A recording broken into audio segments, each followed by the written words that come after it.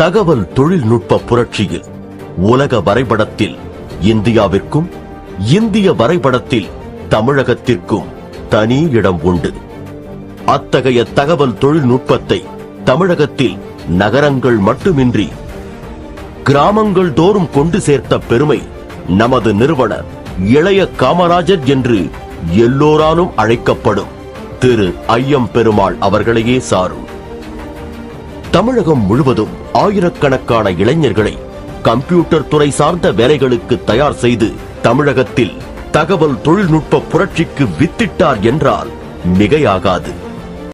ஏற்பிடித்த கரங்கள் நூல் பிடிக்க வேண்டுமென கனவு கண்ட பெருந்தலைவர் காமராஜர் வழியில் பொருளாதாரத்தில் பின்தங்கிய அடித்தட்டு மக்களும் கம்ப்யூட்டர் பயில முடியுமென கனவு கண்டு நிரூபித்து காட்டியவர். தூத்துக்குடியில் பாரம்பரியமும் பண்பாடும் கொண்ட வணிக குடும்பத்தில் 1953ஆம் ஆண்டு நவம்பர் மாதம் 23ஆம் நாள் திரு தங்கராஜ், திருமதி கமலா தம்பதியினருக்கு மகனாக திரு ஐயம்பெருமாள் அவர்கள் பிறந்தார். தூத்துக்குடியில் பிரபல கால்ட்வெல் பள்ளியில் பள்ளி பருவத்தை முடித்தார். பள்ளி நாட்களில் கல்வி மற்றும் விளையாட்டில் ஆர்வம் காட்டினார். மேலும் கணித பாடத்தில் சிறந்து விளங்கினார். கல்லூரி படிப்பை கோவை PSG கல்லூரியில் முடித்து BE பட்டம் பெற்றார். கல்லூரி நாட்களில் படிப்புடன் கூடைப்பந்தாட்டத்திலும் சிறந்து விளங்கினார். BE பட்டம் பெற்றவுடன் 29/9/1979 சென்னையில் எண்ணூர் ஃபவுண்டரிஸ் நிறுவனத்தில் பணியில் சேர்ந்தார். அவருக்கு தினசரி கூலி ரூபாய் 15 இருந்தாலும் ஐயா அவர்கள் உதவி பொறியாளர் பணியில் திறம்பட செயல்பட்டார். தன்னுடைய உற்பத்தி பிரிவில் கணினியை புகுத்தி சாதனை நிகழ்த்தினார். இறுதி நாட்கள் வரை ஓய்வறியா உழைப்பாளியாக திகழ்ந்தார்.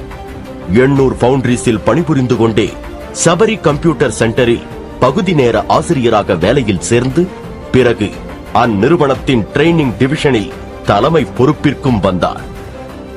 ஐயாவின் சாதனைகளை பாராட்டிய எண்ணூர் ஃபவுண்டரிஸ் நிறுவனம் அவரை மேற்படிப்பிற்காக 1982ஆம் வருடம் அண்ணா பல்கலைக்கழகத்தில் ME படிப்பதற்கு அனுப்பி வைத்தது.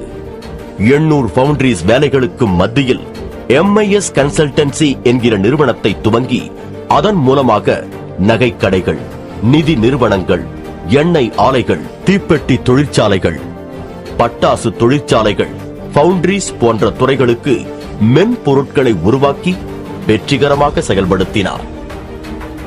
1979ஆம் ஆண்டு நவம்பர் மாதம் 25ஆம் நாள் திலகா அவர்களை தன்னுடைய வாழ்க்கை துணையாக மணமுடித்தார். ஆரம்ப நாட்களில் அம்மையாரின் உறுதியும் ஆதரவுமே ஐயாவிற்கு உறுதுணையாக அமைந்தது. எழுத்தறிவு பெற்ற ஒவ்வொரு தமிழனும் தகவல் தொழில்நுட்பத்துறை அறிவை பெற வேண்டும் என்கிற கருத்தை தன்னுடைய வாழ்நாள் லட்சியமாக கொண்ட ஐயா அவர்கள் CSC நிறுவனத்தை 1986இல் புது வண்ணாரப்பேட்டையில் துவக்கினார். ஆரம்பத்தில் ஏற்பட்ட தடைக்கற்களையெல்லாம் படிக்கற்களாக மாற்றிய ஐயாவிற்கு பின்வந்த நாட்கள் ஏறுமுகமாகவே அமைந்தது. 25வது கிளையை பொன்னேரியிலும், 50வது கிளையை பழைய வண்ணாரப்பேட்டையிலும், 75வது கிளையை விருதுநகரிலும், 100வது கிளையை சைதாப்பேட்டையிலும் துவங்கினார். தமிழகம் மட்டுமின்றி கர்நாடகம், ஆந்திரம், அந்தமான் போன்ற வெளி மாநிலங்களிலும், இலங்கை மற்றும் வங்காளதேசம் போன்ற வெளிநாடுகளிலும் கிளைகள் வேகமாக துவங்கப்பட்டன. தமிழகம் முழுவதிலும் தனி உரிமை கிளைகள் துவங்கியதன் மூலமாக நூற்றுக்கணக்கான இளைஞர்கள் வாழ்வில் மாற்றத்தையும் ஏற்றத்தையும் ஏற்படுத்தினார். பணியாளர்களை பங்குதாரர்களாக்கி அழகு பார்த்தார். CSCயின் ஆரம்ப நாட்களில் பாட புத்தகங்களை தாமே தயாரித்து மாணவர்களுக்கும் பயிற்சி அளித்தார். சிறந்த பயிற்சியாளரே சிறந்த பங்குதாரராக முடியும் என நம்பினார். சாதாரண பூக்கடைக்கும் விளம்பரம் தேவை என்பதை உறுதியாக நம்பினார். புதிய விளம்பர யுக்திகள் மூலமாக CSC நிறுவனத்தை தமிழகத்தின் மூலை முடுக்கெல்லாம் எடுத்துச் சென்றார். எளிமையின் அடையாளமாக திகழ்ந்தார். ஆடம்பர வாழ்வில் அக்கறை காட்டாமல் தம் நிறுவனத்தில் பயிலும் மாணவர்களை பற்றியும் தம்மை நம்பி வந்த பங்குதாரர்களை பற்றியுமே சிந்தித்தார்.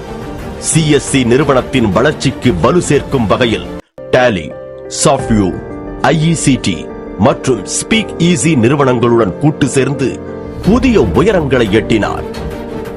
தன் பள்ளி தோழர்கள் முதல் தன்னுடன் பணிபுரிந்த நண்பர்கள் வரை அனைத்து நண்பர்களுடனும் அன்புடன் பரிவு காட்டி பழகுவார். 10ஆம் வகுப்பு மற்றும் 12ஆம் வகுப்பு மாணவர்களுக்கு இலவச வினாவிடை புத்தகம் வழங்கியதன் மூலமாக பின்தங்கிய பகுதிகளைச் சேர்ந்த மாணவர்களின் வெற்றியில் பெரும் பங்கு வகித்தார். ஐயா அவர்களின் தவ புதல்வர் திரு கணேஷ் ஐயம் பெருமாள் அவர்களிடம் CSC நிறுவனத்தின் தலைமை பொறுப்பை வழங்கி நம்மையெல்லாம் வழிநடத்திக் கொண்டிருக்கிறார். ஒரு பாடலும் நிறைய கருத்துக்களை சொல்லும். நம்மளோட வாழ்க்கையில ஒரு மேனேஜ்மெண்ட் லெக்சர் கொடுத்த மாதிரி எழுப்பி கொண்டு போகும். குறிப்பா சில பாடல்களை சொல்ல கேட்டு ரசிச்சிருப்பீங்க நிறைய வாட்டி. ஆனா அந்த கருத்து தெரிஞ்சுக்கிட்டா எனக்கு தெரியாது. அதாவது ஒரு படத்துல TMS குரல்ல பாடுவார், கற்றவன் சபையும் உனக்காக தனி இடம் பெற வேண்டும், கண்ணில் ஒரு திரு நீர் விழுந்தால் உலகம் அள வேண்டும். இப்போ எவ்வளவு தூரம் அவர் ரசிச்சு அவர் வரிகளை எழுதியிருப்பாரு அப்படின்னு. இன்னொரு பாடல்ல பாத்தீங்கன்னா, மாபெரும் சபையில் நீ நடந்தால் உனக்கு மாலைகள் விழ வேண்டும், ஒரு மாசு குறையாத மன்னவர் என்று ஒன்று போற்றி புகழ வேண்டும் அப்படின்னு சொல்லுவார். லீடர்ஷிப் குவாலிட்டிக்கு அழகா சொல்லுவார்.